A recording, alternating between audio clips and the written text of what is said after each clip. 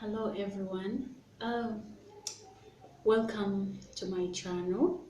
Actually, this is my first new video. I'm really so grateful. I thank God that at least I've started on what I've always been wanting. Sometimes if you don't force yourself to do something, you never do it. Every time you'll be like, I'll do it the next day. I've always wanted to help people and like advise, because I really do love to advise. I do advise, I do counseling and all that. It's not my profession. My profession is in accounts and all that, but I love doing this too, as it's part of me. It's a gift given to me by God, and I really thank Him that I've done it today. Um, Today I have a topic I'm going to talk about, and it's about how to become a successful Christian leader.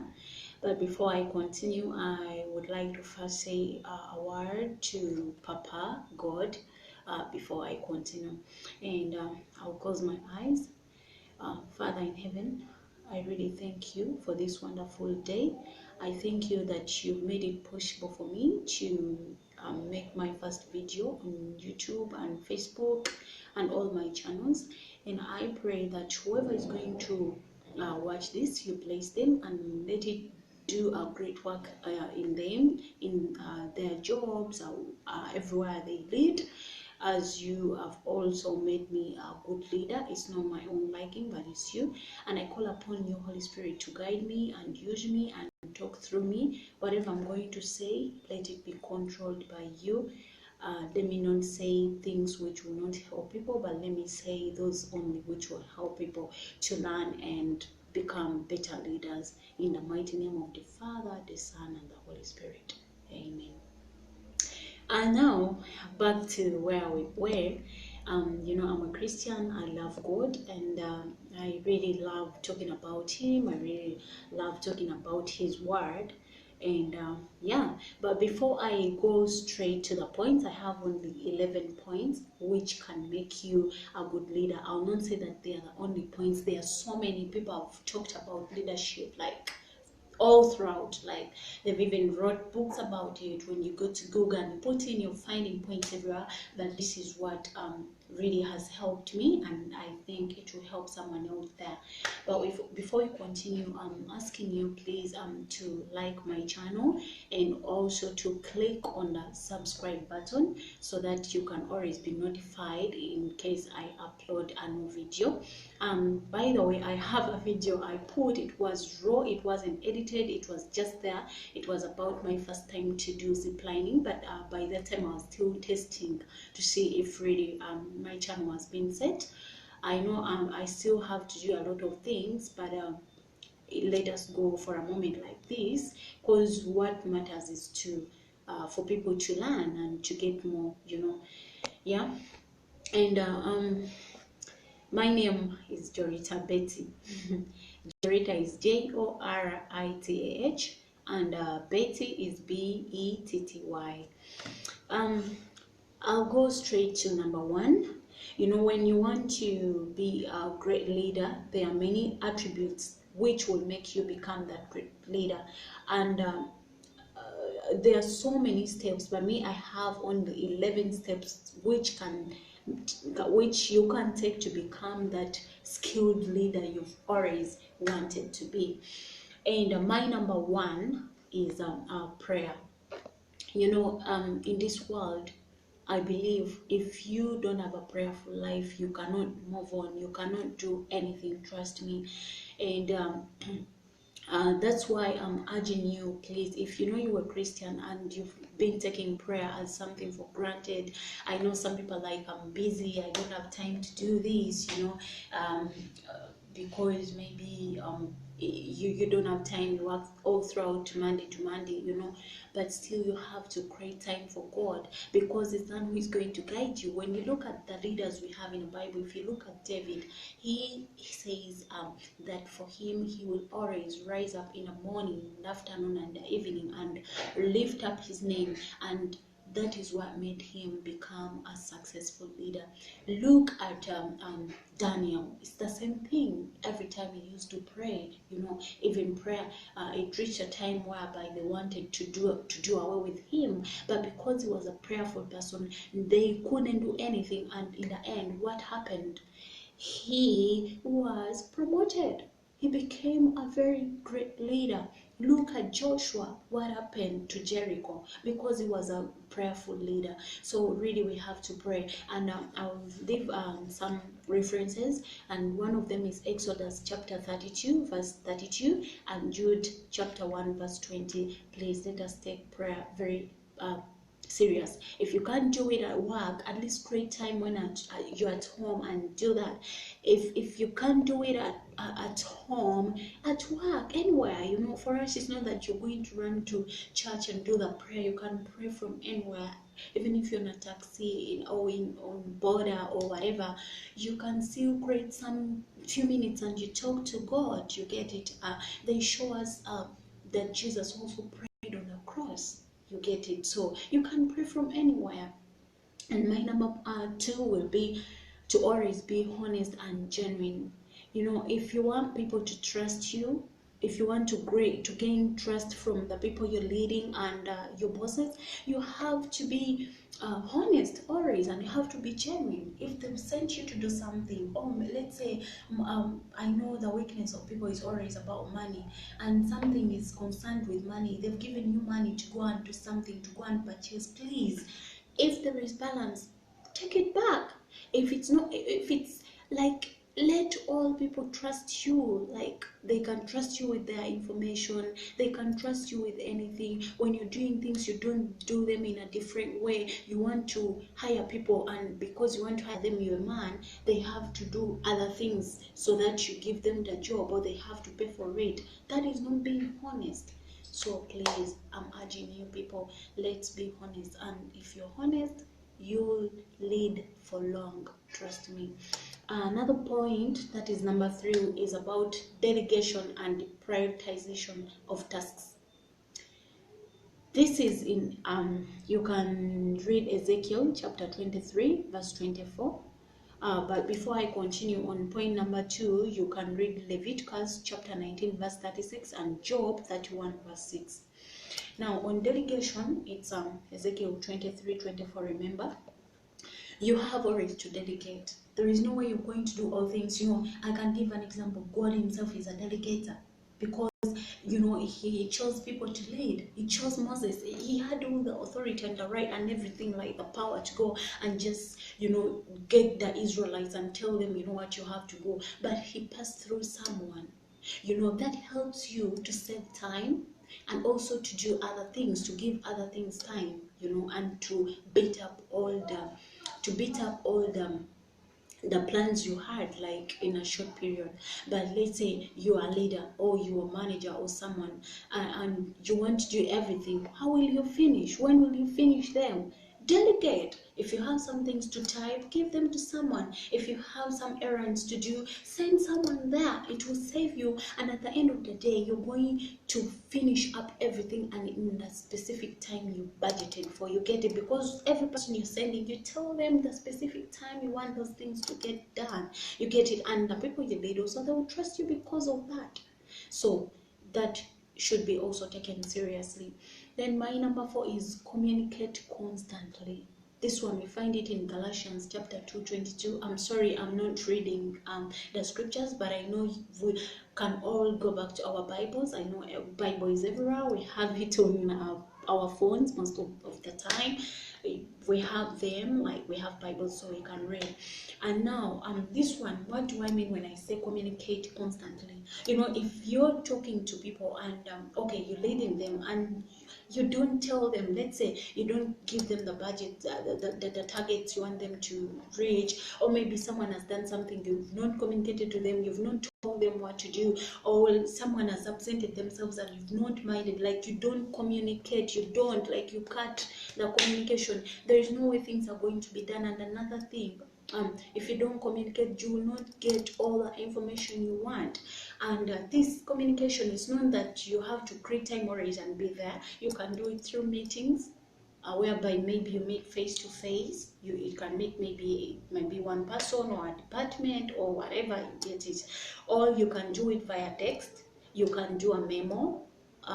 You can do emails.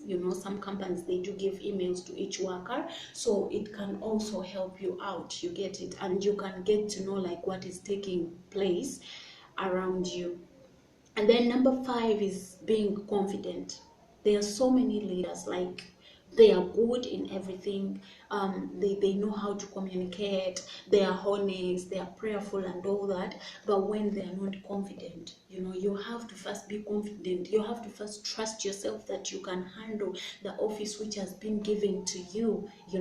And there is that power for us God gave us Christians. When they've given you something, like, because Papa is there, you always feel like you can handle, you get it.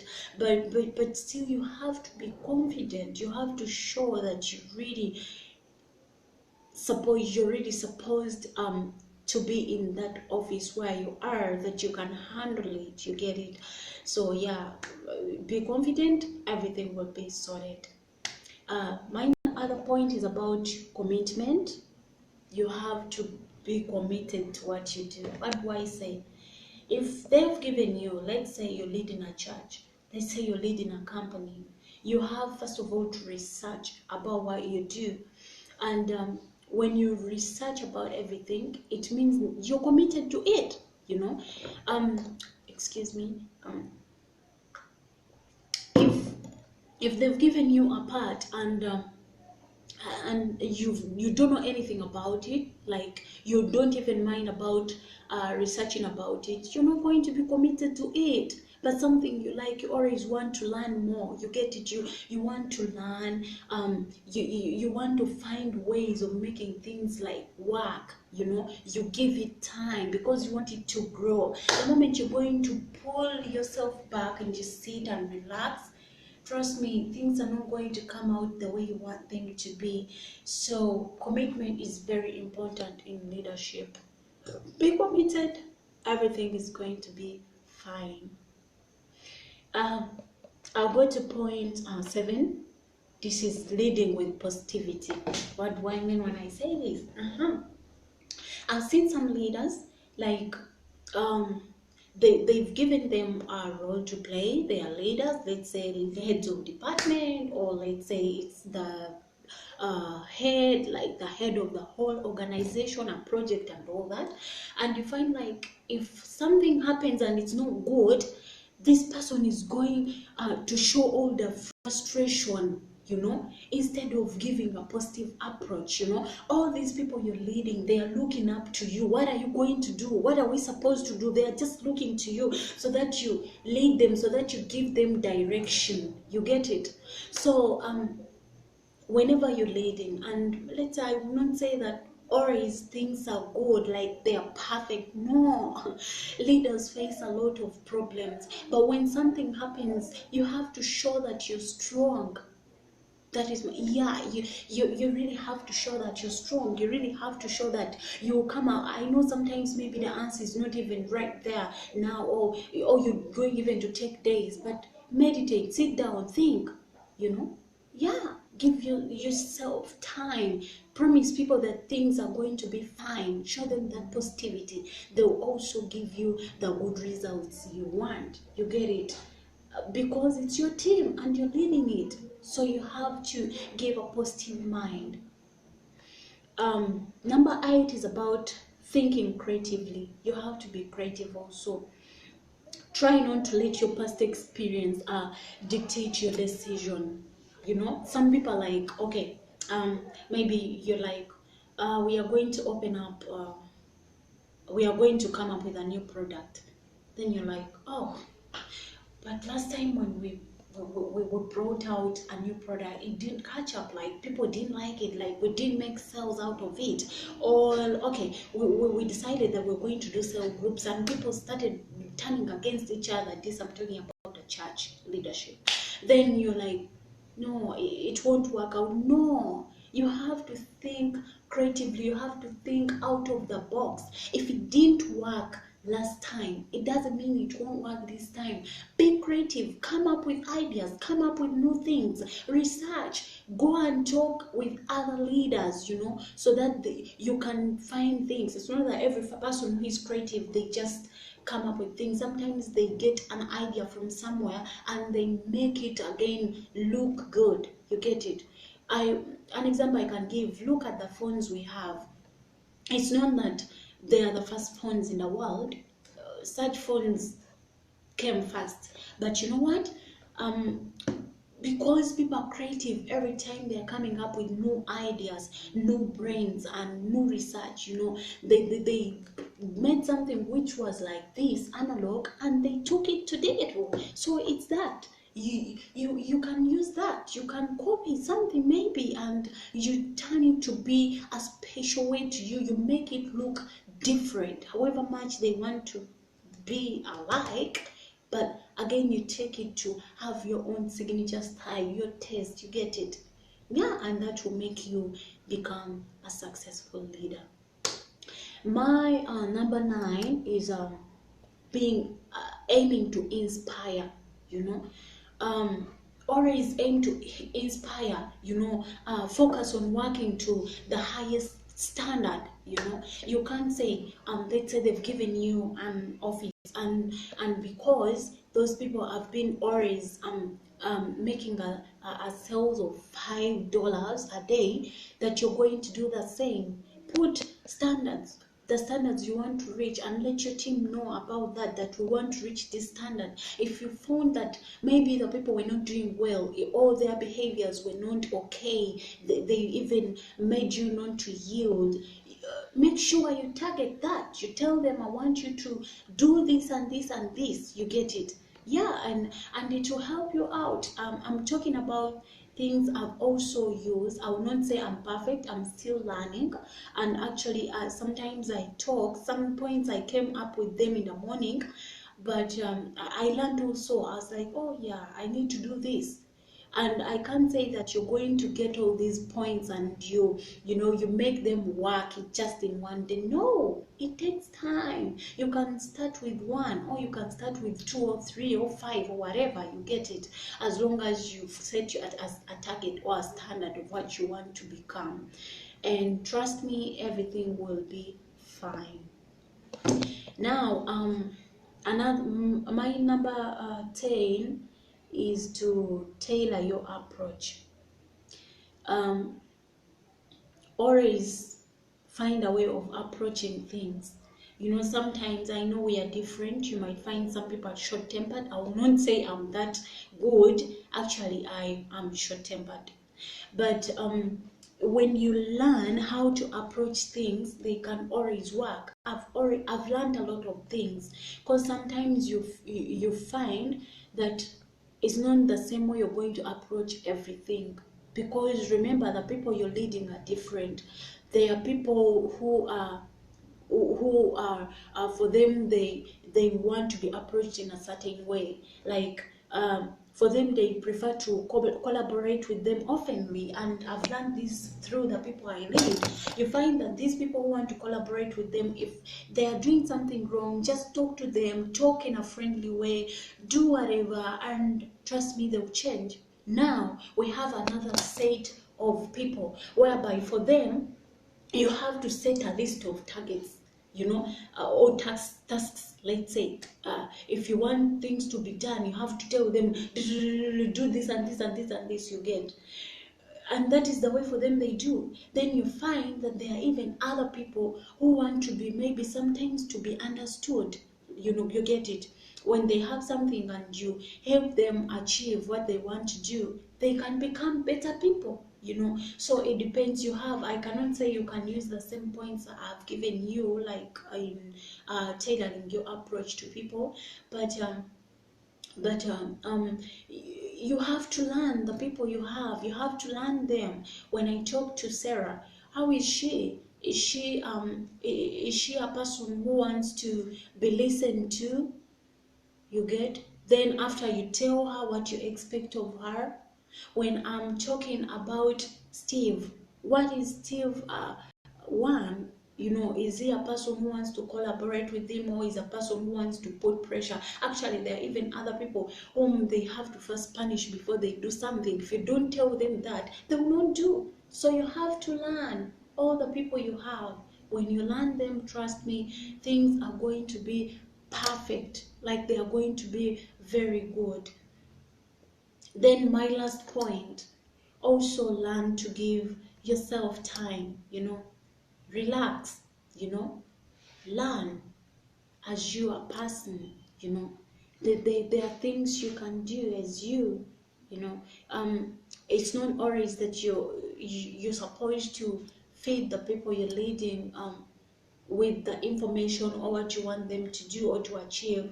But sometimes maybe you need to do more research for yourself. Maybe you need to go and add on some studies, like maybe a short course or a diploma or something, maybe about leadership. It can be about the things you do in your project, so that you make sure you know a lot. You get it? You don't just be in one place and do only that. Make sure you learn, work on yourself, or also, like, to change where you've not been doing good, to make sure that you also fit in, so that the people you lead, they'll not get bored in the time run, because always you'll be coming up with new things. You're also sharpening your brain, you're sharpening yourself, and you're making yourself a better person. You get it? And actually, it's what I'm doing too. I always make sure I go and learn more things, not only in my profession, but also to learn things about people, about my company, about the things I do. And really, it's framing me, it's shaping me in someone I want to be.